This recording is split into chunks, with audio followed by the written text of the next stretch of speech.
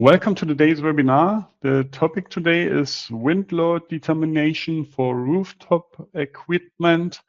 My name is Andreas Hörold. I'm responsible for marketing and public relations in the company Dlubal Software. For instance, the German and English webinars, technical content of the website, customer projects, and so on. I will be the moderator today, and I will answer your questions during the webinar. My colleague Clemens Gutmann will be the presenter today. He's responsible, for example, for the add-on form finding and the program Wind. And yeah, he works also in the customer support team. So I say something how you can ask questions. At first I switch off my webcam.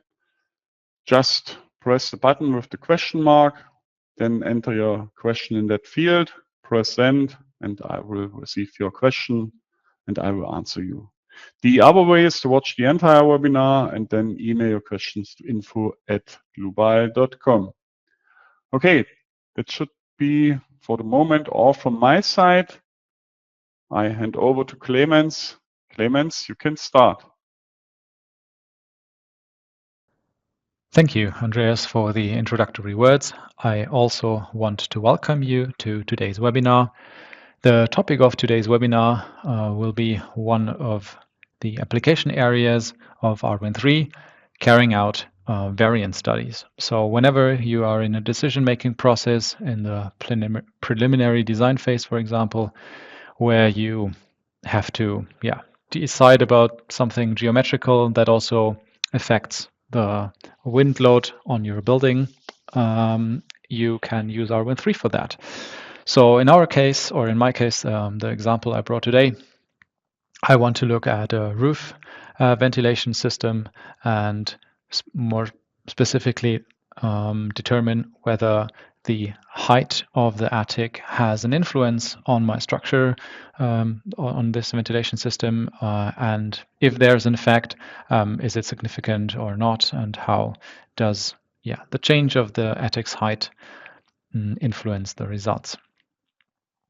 Of course, we are also going to look at the required mesh settings and the analysis settings, and finally take a look at the results. So without further ado, let's jump into the program.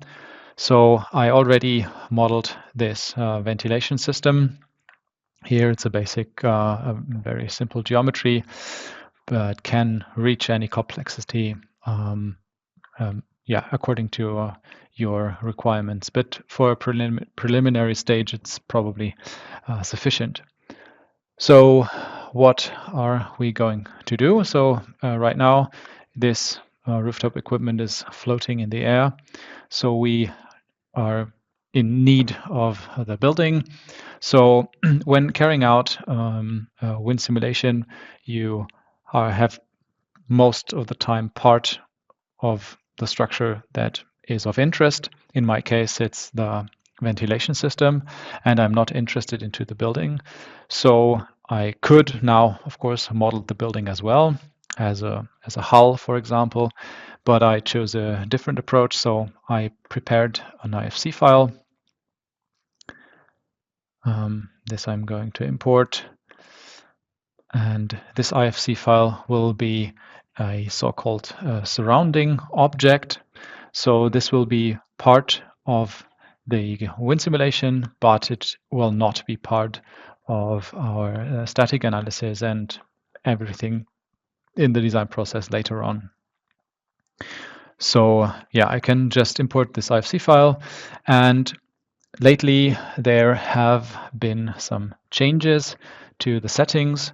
So formerly, if you went to calculate the mesh settings and you had the wind simulation add-on activated, you got this new tab, and here were the settings for our shrink wrapping. So what is shrink wrapping? Maybe a quick recap, because it's very important to understand this. So shrink wrapping is not actually a part of CFD. It's a functionality that is one of the main advantages of our wind. So if you carry out a CFD analysis with any CFD program, you need a structure that is, topologically perfect. What do I mean by that? So right now we're looking at a static analysis model. Just quickly going to just hide this. So, and it's perfect. These are the middle surfaces here of the structure of these sheets. But in reality, or let's say in the background, we actually have something looking like this. So I have to zoom in a little bit here. Wait. Maybe make them a little bit. So here. So these sheets actually have a thickness, and we can display them as extruded thickness, but that also means that this is not how it looks in reality, right? So what we have now, we have, let's say, volume elements that intersect with one another. So we don't have a closed hull, and this is a requirement when carrying out CFD analysis. So what can we do? So what you usually have to do is you have to run or you have to prepare your model for the calculation. So you have to fix your geometry, you have to patch all these openings, and you have to clean up all the intersections and so on. And this is quite amount of work. And if we have RFM 6 as a starting point, we don't want to do this. We want to start with a static analysis model. So what we introduced is a so-called shrink wrapping. So it is basically what it says. So it's we are shrink wrapping a geometry. So we are putting a polygon mesh above this structure, and we can decide how fine or coarse this polygon mesh is.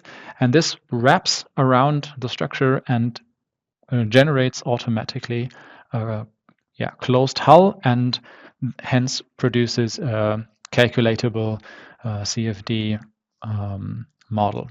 So back to the shrink wrapping settings. So if we go back here, so formerly we had one shrink wrapping setting for everything, and now since a couple of months it is possible to assign these shrink wrapping settings to every object individually. So there's still a global setting that you also can adjust as before, but you can create new shrink wrapping settings and assign them to specific objects. So if you have a specific area that you want to have a finer mesh on, you can do this. All right. Also, you can apply different shrink wrapping settings to the surrounding objects and the main structure. So the main structure is what we are going to calculate, our ventilation system, and the surrounding object is, in my case, the building, but anything that you import as a IFC file or STL file or something like that. Good. Maybe back to the IFC file. So if I want to apply such a shrink wrapping setting to a specific object, I can go to the object and activate this checkbox, specific wind simulation settings, and here I can pick another shrink wrapping setting that is different from the global setting, and then this specified shrink wrapping setting will be applied to this object.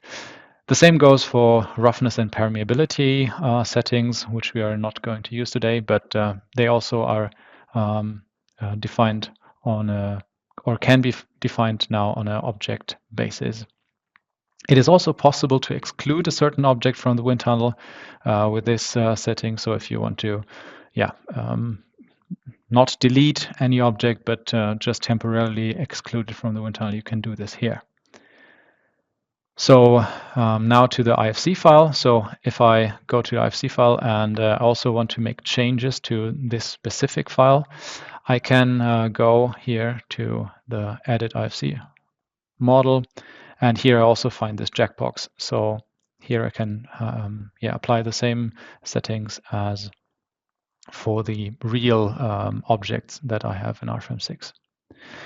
So this is the shrink wrapping mesh, but with a CFD analysis, we have more than one mesh. So we have the shrink wrapping, which is the simplification of the structure. Then we have the volumetric mesh. So if we create here a load case using, for example, our load wizard,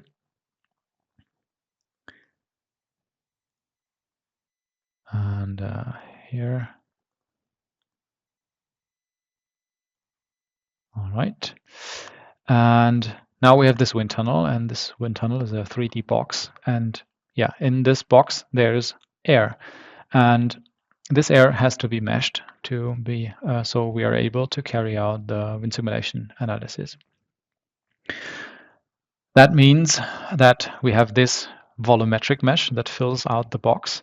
And this, the algorithm that creates that mesh, now interacts not with the original geometry, but with the shrink wrapping mesh, if it is applied. So if I have a perfect geometry, like my building here, it's an IFC file, but it is completely closed and, let's say, ready to calculate structure, there no shrink wrapping is needed, and hence it will not be created for these objects. So if I have a perfect geometry with my static analysis model, for example, if I have one simple plate or sheet, let's say, it's a perfect box. So there's also no shrink wrapping needed. But if there are intersections or anything's not like CFD calculation ready, the shrink wrapping is applied. So now we have this volumetric mesh generator, and it now tries to snap to this shrink wrapping. We are going to look at it later, how that looks like. And it is important to understand that the shrink wrapping mesh and this volumetric inside, let's say, that is closest to the model, they are not the same. So the this inside of the that is closest to the structure, we are going to call computational mesh. That is what we are going to see later in the results as an option. So, and here is something important to know. So since we have the original model and we have the shrink wrapping hull, let's say, there's a gap between them, and we have to transfer the loads that are calculated to the original model. So there's a small error during this transformation process.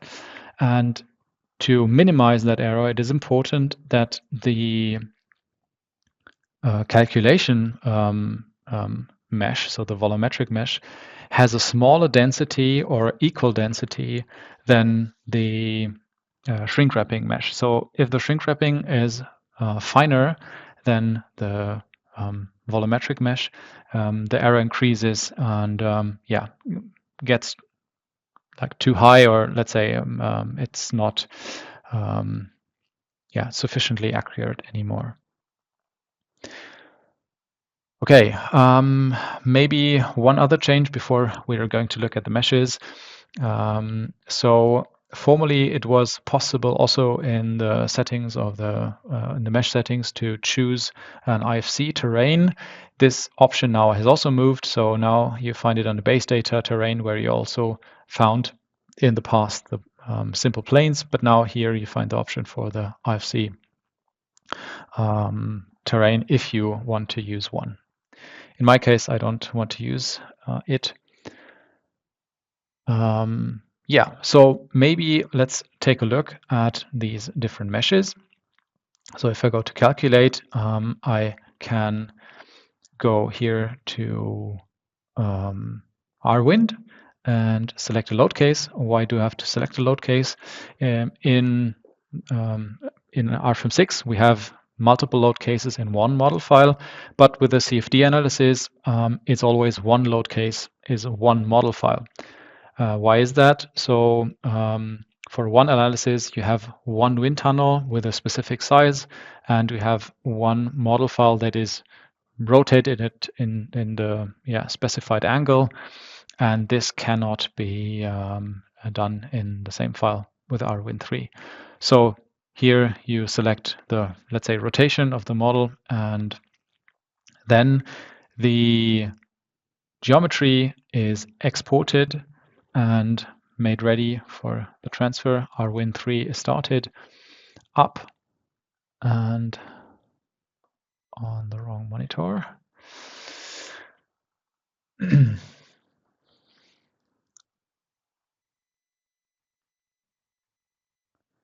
I need a license.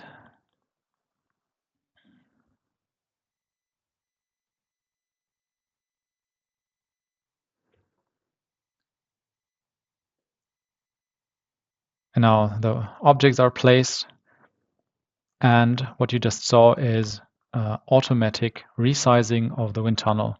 So and this is another advantage of rWind. So usually the size of the wind tunnel has to be determined by the user.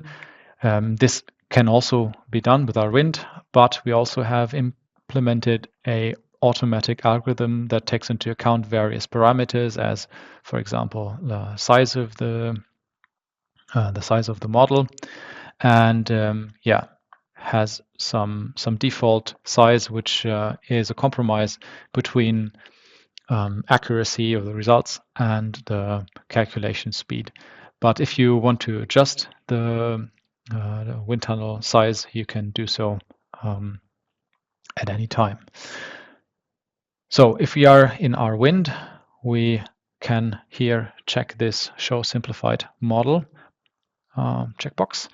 And now, in the small scale, something happened. So if I check this off, we see the geometry that has been transferred from rFEM6, and now you can see this shrink wrapping mesh.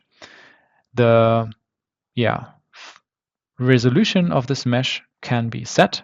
So in rFEM, we saw it already. If we are in rWind, this can be found under models here. So we have this level of detail parameter. So the higher the level of detail, the finer the mesh. And what does this level of detail mean? So the algorithm that generates the volume mesh works like you have a certain basic mesh size, and this basic mesh size gets like the distances are halved. So if for example I start with 1 meter, then the level of detail 0 would be okay, I keep my 1 meter. And if I have a level of 1, I have 50 centimeters, and level 2 is 25 centimeters, and so on. So that's why, or like how this is working. But depending on what you choose, you also get a calculation of how, like what result you get. If you pick the detail size, on the other hand, you can specify a certain value, but what that does is it's just looking for the most adequate level of detail instead. Now on to creating the mesh, the volumetric mesh. So here I'm going to simulation, generate mesh, and this takes a little bit longer because in CFD we're usually talking about a number like 6-digit number of cells, of elements, so up to 7 or 8-digit numbers. So it's a lot. You have a lot more finite elements than with the static analysis. That's why the calculation times are also longer than we know that from a finite element analysis. And in our Win3, we use this snappy hex mesh algorithm that is part of the OpenFOAM solver, which is the basis of the calculation. And it basically works like this. So you have this wind tunnel box, and it is filled with regular boxes, like mesh elements. And then the mesh is refined around the model, and then the elements that are inside of the model, where there is no air that is calculated in CFD, they are deleted. So this is like a multi-phase algorithm, and that's why right now you saw there were 700,000 or so, and then the number dropped again, because then the elements are deleted that are not used in the calculation. So should be ready in a bit. Here on the left, you can, by the way, see the different models. So each shrink wrapping setting from RFM6 is like one model file. So here you can see that our main model has a shrink wrapping setting, and our other model, there is no shrink wrapping applied because my building model is ready to calculate geometry.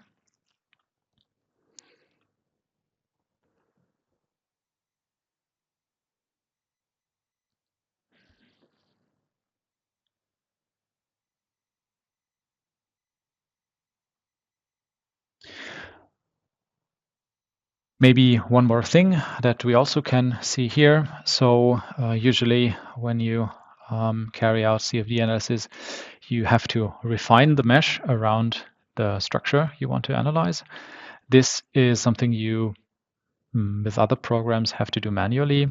In our Win3, you can do it manually, but by default, there's also an algorithm that we implemented that automatically refines the mesh around the model. So you can see here on the floor of the wind tunnel on the bottom that there are finer element sizes near the model, and it depends on the settings how many of these mesh refinements are stacked on top around the structure, and how fine the refinements are.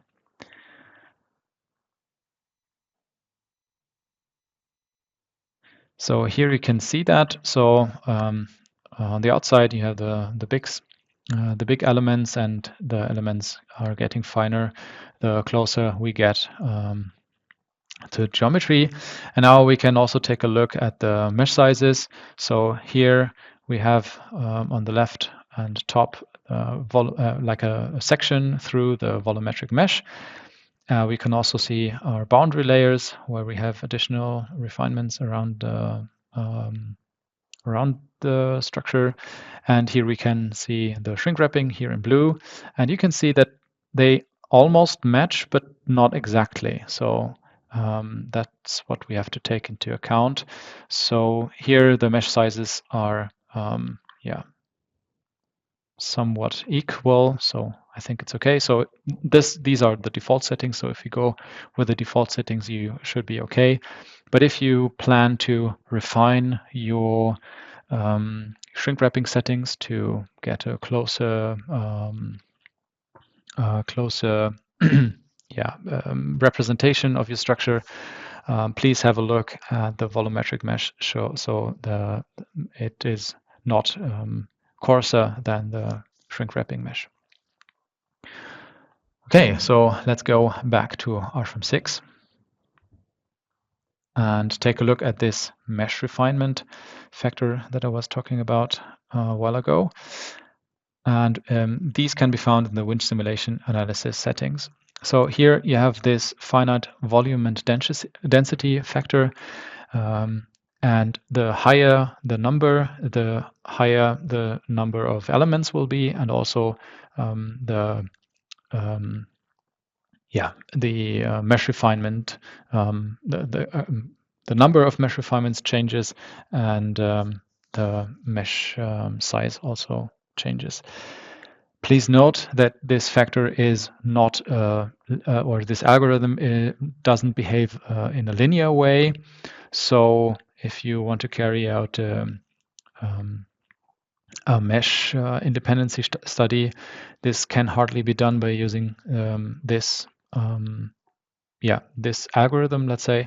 Here it is better to use manual mesh refinements, because it's an algorithm that is doesn't refine the mesh linearly, and hence it is not suitable for a mesh independency study.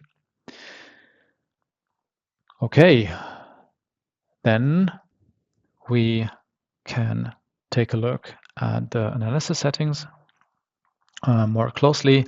Today I want to talk about three different parameters. So one parameter is the finite volume mesh density. So for my variant study, I tried two different mesh densities, and also I tried two different turbulence models. So by default, the runs K epsilon turbulence model is activated.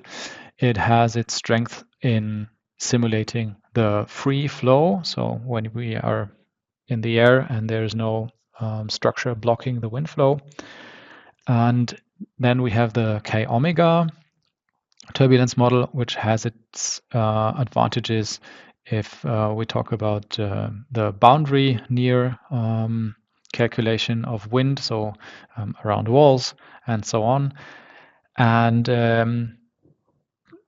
the K omega SST turbulence model tries to combine the best of the two worlds. So we have the K omega simulation or turbulence model in the area around the structure we want to calculate, and the free flow is calculated with the K epsilon turbulence model. And between these two models, there's some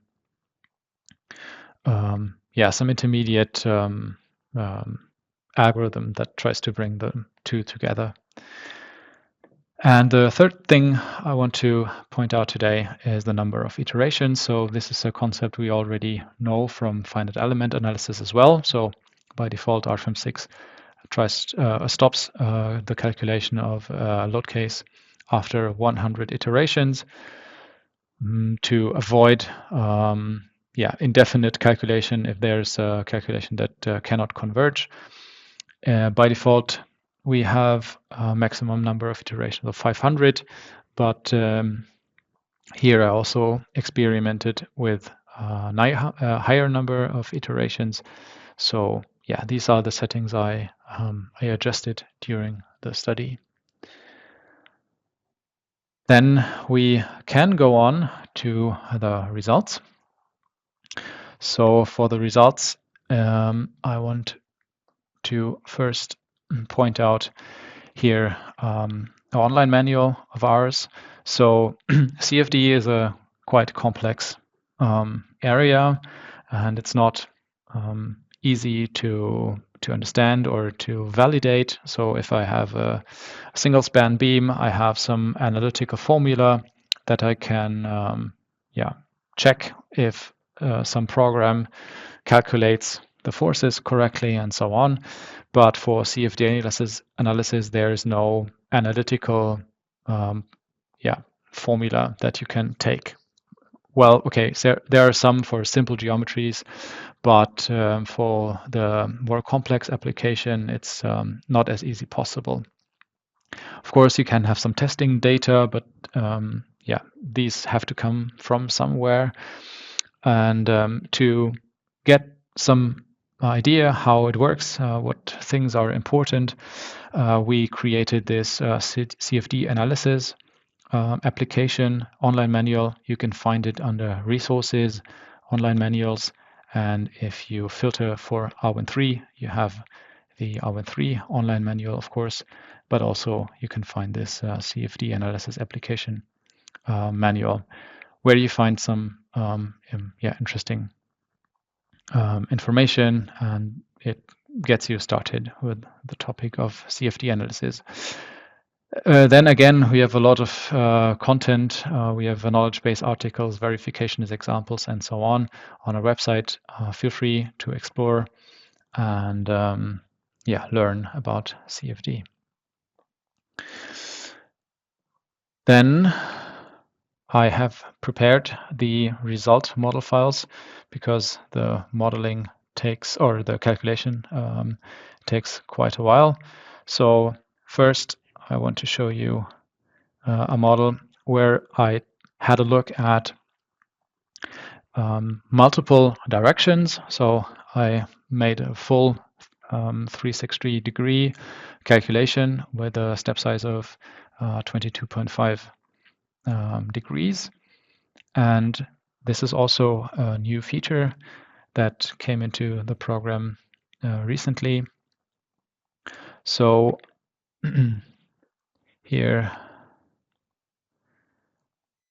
we have our results for this load case number 2, and I calculated multiple load cases here, turning the wind tunnel about the building like this. And here we have, of course, the static analysis results, but for these wind simulation load cases, we also have the wind simulation analysis results. And here I can show you now the result types. So we have this computational model. So the computational mesh is quite similar to the shrink wrapping mesh, as I said before, but it's not the same. So it's like the out or the inside of this volumetric mesh where the calculation is performed. So this is the computational mesh, and then we have the original model, which is our RFEM geometry, and there we have this interpolator that transfers the load from the computational mesh to the original model. Now we can look at different quantities. We can look at the pressures. We can look at flow field quantities like the wind speed about our building. Maybe choose a different one. Okay, here. And also came recently into the program are the streamlines. So streamlines is something that was already possible in R13. Now we can have a basic view of the streamlines in RFEM 6. Right now, we're working on bringing more options to control the number of streamlines and their position in RFEM 6. If you want to take a look at the streamlines in a more comprehensive way, feel free to go to our wind and use the full feature streamlines there for the moment. Now, I have these results, and maybe I'm interested in combining these results and having an envelope of them. And this is possible since a while. So if you create a result combination, by default, this tab is not visible. So if you are missing it, go to Base and activate here the checkbox for the result combinations. If you generate one and you assign solely wind simulation load cases, you have another option here. So if I go to the result combination, usually you have the result combination for the static analysis, but we enhance the feature to provide also surface quantities for the pressure and the CP values. So here you have no option to display the results on the computational model. Why is that? So as I said, every load case, every wind direction has its own R13 file. It's a separate calculation with a separate rotation of the model, with a separate shrink wrapping, a separate volumetric mesh, and hence all the meshes, the computation meshes, are not the same. So that's why we have to find the next common ground, and the next common ground is the original model. So that's why you can find the results for the result cases only on the original model file. But here you have the possibility to look at the minimum and maximum values calculated for each finite element separately. The next file I prepared is now about the 1 meter attic. Here I only calculated one wind direction, but of course this can be extended to do the full scope of the analysis. Here I only want to take a look at the differences. To make it more easy, I'm going to close the other files.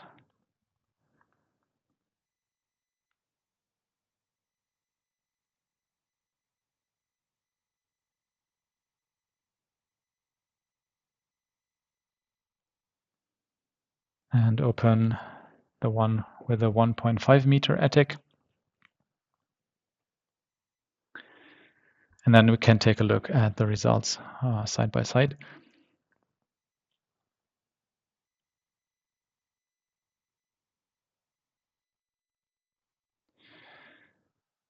So if I go to window, tile vertically, I can. Oh, sorry, I opened the wrong one.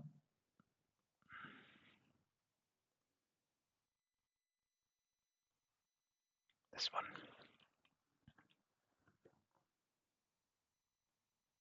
So you can see it here. I analyzed 3 different variants of the settings. So the first settings are the R wind and RFEM default settings. Then I applied a refinement regarding the number of iterations and also the refinement of the volumetric mesh density. And then I also changed the K omega to the K omega turbulence modeling, turbulence model. So now let's take a look at the results. So here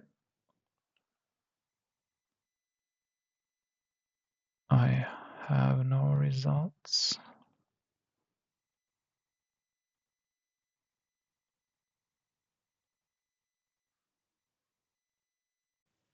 So I have to open the German version. They have results. Sorry for this interruption.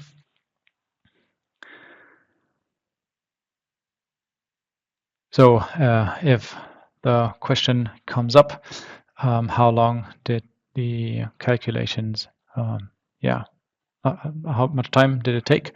So depending on the load case and the settings, for this model, we had a calculation time of something between 5 and 25 minutes per load case. This highly depends on your machine, on the settings, but yeah. So for load cases, it's about 1 hour, let's say, because I had the different settings. So here the 1 meter and 1.5.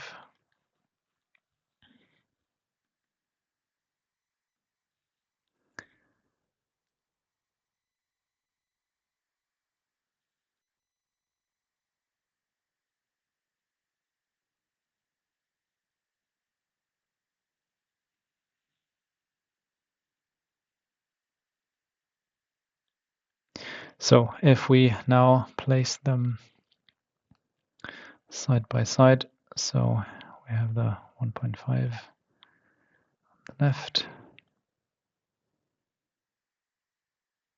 and 1.0 on the right.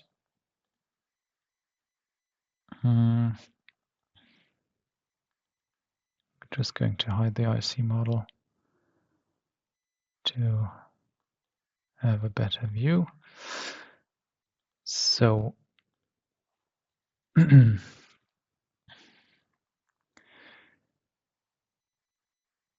if we look at the 1.5 meter attic in the wind simulation results with the default settings. Here we can see we are going to compare the drag forces for this example. So here we have a drag force in the x direction of minus about 0.5 kilonewtons, whereas with 1 meter attic we have minus 0.1. So there's a difference. Then maybe let's take a look at. Sorry, this was the wrong comparison. I have to look at the load case 2. So here we have 1.2 kilonewtons in the positive directions. Here we have minus 1.5 in the negative direction. If we refine the mesh of the volume, we can see that here on the left the value changes to the positive, but slightly positive. Whereas here with the 1 meter attic, the drag force increases. And then if we compare it to the other turbulence model, we have 0.3 here and 0.1 on the right side. So as you can see, these are quite huge differences, not only compared to the sign of the value, but also its amount. And this is one of the key takeaways when dealing with a CFD. So CFD somehow works out of the box, but depending on the model, depending on your settings, depending on the wind speed and all the parameters that can influence CFD analysis, the results can change. And there is no globally best practice, like what settings you have to pick, but rather you have to try out different settings and see their effects. There's also literature about this. You can find content about it on our website. But in the end, this is something that comes with CFD analysis. So it's our wind and CFD in general is a great tool to analyze the phenomenon wind, but you have to get a feeling for it. You have to try out different settings and get to know the technology CFD to be able to apply it so that you can rely on the results. I hope that this webinar taught you something where you can now better understand how you can work with our Win3 and RFM6 in conjunction, which settings are important, and how you generally can carry out such a CFD analysis. If you have any further questions, I hope you asked them already in the chat. If there are any coming up in the future, please feel free to reach out to us via email or in our Dlubal community. And I wish you a pleasant day until the next time. Bye. And of course, I will give it back to Andreas. Thank you, Clemens, for your presentation. At the end of the webinar, I have additional hints for you. For example, to our online courses, there's the RFM6 course. That's a course for beginners. Then the Eurocode 2 course for the reinforced concrete design with RFM6. The Eurocode 3 course for the steel design. The Eurocode 5 course for the timber design. And the Eurocode 8 course for the earthquake design. For more information, just scan the QR codes here or press the links. You can get such a course for free when you submit your customer project. Just scan the QR code or click at the link. Then there's a table where you can upload your files. You can also write me an email to info@dlubal.com to my hands, Mr. Herold, and I will write you back what files I need. It's not much work for you.